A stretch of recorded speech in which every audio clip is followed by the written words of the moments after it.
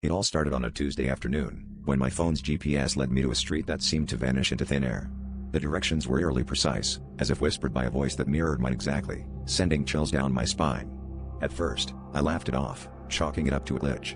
But the directions persisted, leading me deeper into a labyrinth of unfamiliar roads that weren't on any map I could find.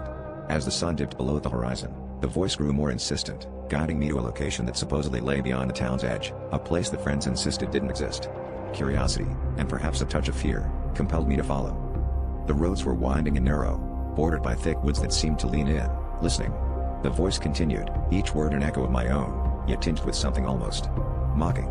My pulse quickened as I approached an old, rusted gate, the only landmark in what felt like an endless void.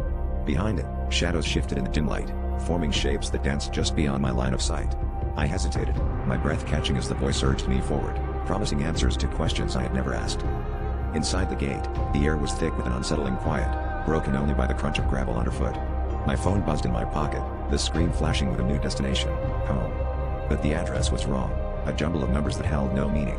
Panic surged within me, yet the voice remained calm, coaxing me to trust it.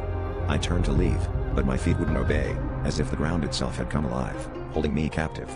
The trees loomed closer, their branches stretching out like skeletal fingers. As I stood there, the realization hit me like a cold wave. The voice wasn't guiding me to a place, but to a moment, a confrontation with something that shouldn't exist yet undeniably did. My own reflection, staring back from the phone screen, smiled with a knowing glint in its eyes.